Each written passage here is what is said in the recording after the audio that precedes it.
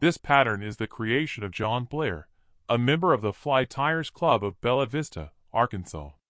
John likes to use products found around the house and also at arts and crafts departments of stores, such as Walmart, Hobby Lobby, etc.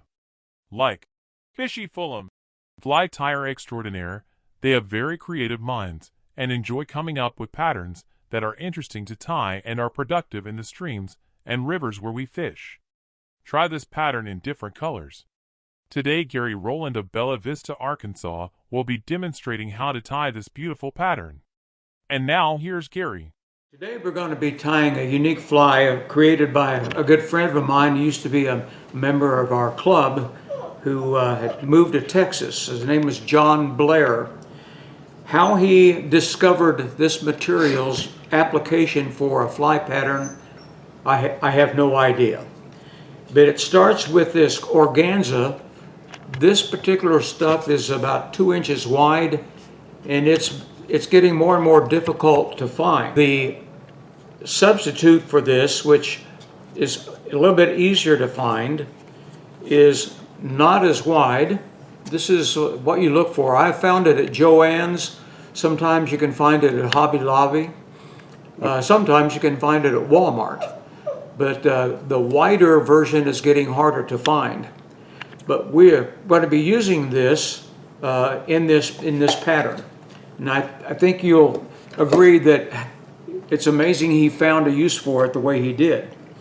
We are going to be using, as a body of our fly, this 8-strand floss. This is an orange floss. We're just using 1 strand, but it comes in 8, so you get a lot for your money on this. It takes 1 strand to tie this fly. We'll also be using a fine rust brown chenille for the thorax, and the material, I'll show you a piece of it. This is, believe it or not, going to end up being our hackle substitute. And I'll be showing you how we prepare this material for its use in the pattern itself. All right, I've taken and cut a strip off my organza, and it's about, a couple inches is all you need, and it's a pretty material. We're going to have to make 2 cuts on this this wide piece of organza. So notice there's a significant rib on either side. So I want about 3/8 to a 1/2 inch, and I'm just going to cut that. I'm going to cut that on both sides. And I'll have some waste in the middle. I'm going to make a cut so I can use both these segments of rib for our pattern.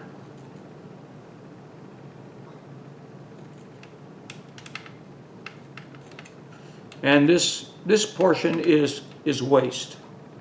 Okay? So the preparation for this fly is the bigger problem.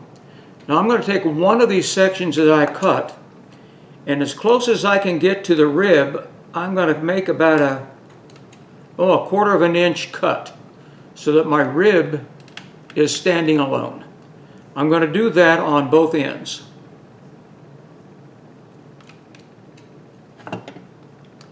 Then I'm going to start a stripping process. I'm going to remove all these vertical pieces. You can see them coming off. I get them all off that I've cut. And this gives me something I can grab, makes it a little bit easier to finish the prep process. And I've got to do that on both ends, get rid of the verticals.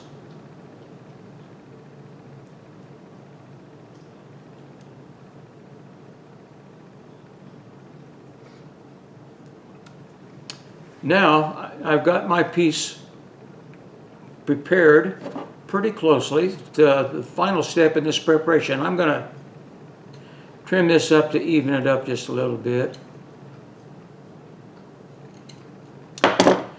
Now, all these horizontal pieces that run horizontally to that rib, I'm going to grab them very few at a time, and I'm going to be pulling them through. If you grab too many, it's going to bunch up on you. So if you take just a couple at a time, they will come out. And if you can see this happening, but I'm going to pull out every one of those horizontal pieces right down to the rib, so that I'm ending up with the vertical pieces that are going to become the hackle, and I'll be able to tie it into my pattern by the stem of this organza. And this is the boring part. So I'm continuing to pull these out. Sometimes you can pull them long ways, sometimes better luck pulling them up and out.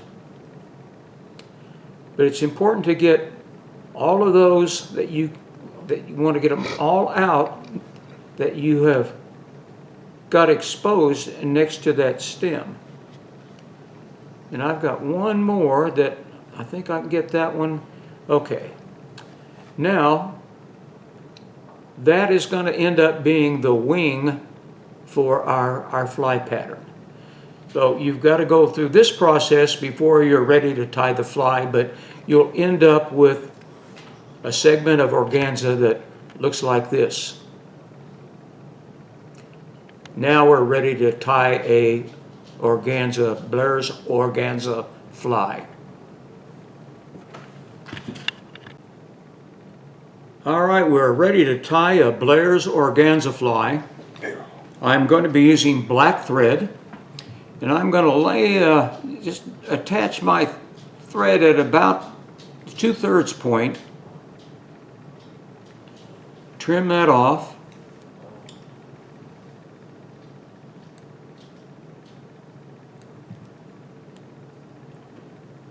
Then I'm going to take a single strand of my orange organza, and I'm going to attach that at that point.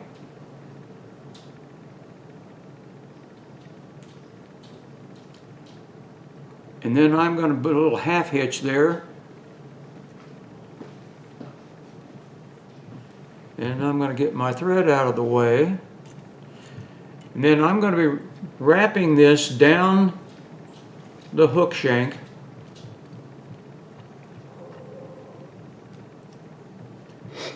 Don't hit that point or it'll fray your organza. I'm going to go down the hook. I'm going to go into the bend just a little bit. And then I'm going to come right back up to where I tied it in.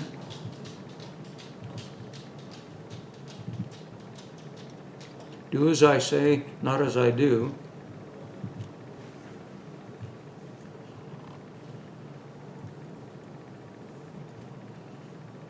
And when I get back up here,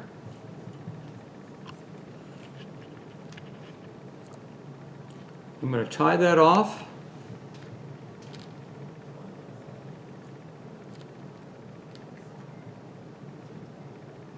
Trim it.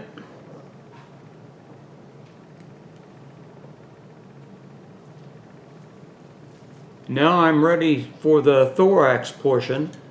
I'm going to take some of my fine rust and I'm going to tie it in.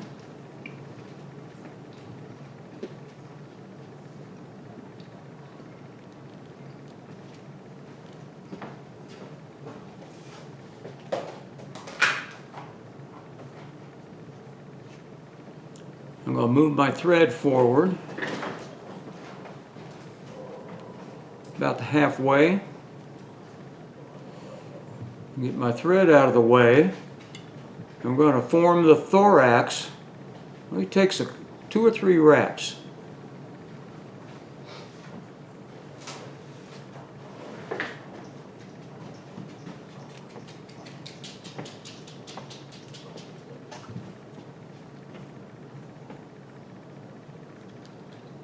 And tie that off.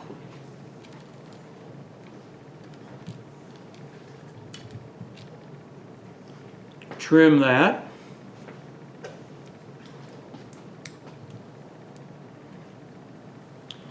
And now we're ready to use the organza wing.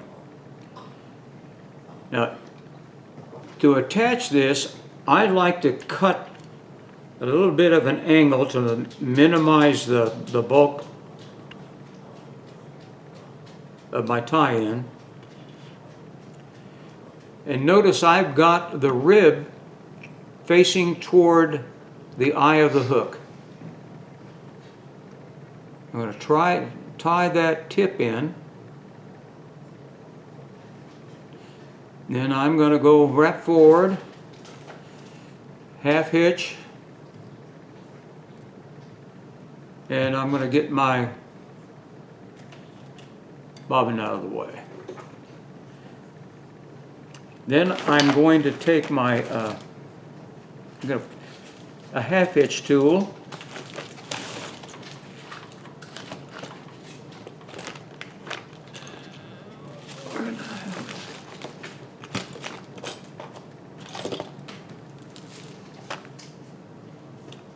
and take my hackle plier, and I'm going to bring that up and under, and all you need is about 2.5 or so wraps.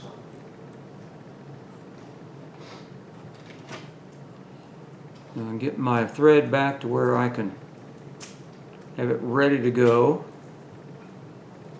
I'm going to get one more wrap here.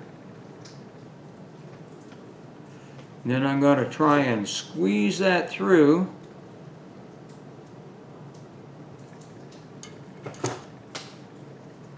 I'm going to tie that off.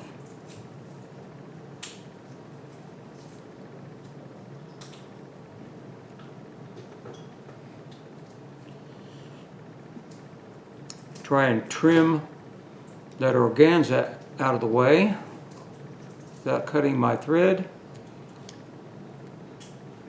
A little plucking to do here.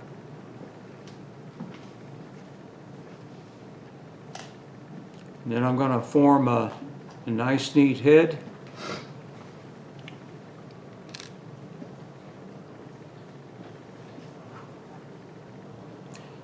We'll finish that off.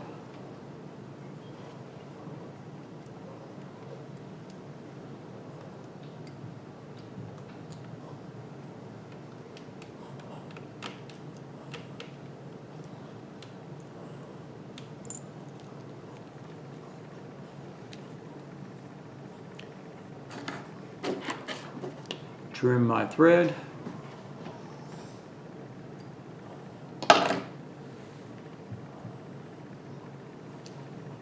And there is a Blair's Organza. That's beautiful. Very pretty little fly. When I tie in groups, I found that any lady tiers love this pattern. It's a pretty pattern. I've caught trout on it. It's just so unique that it's one that I love to tie. Thank you for watching.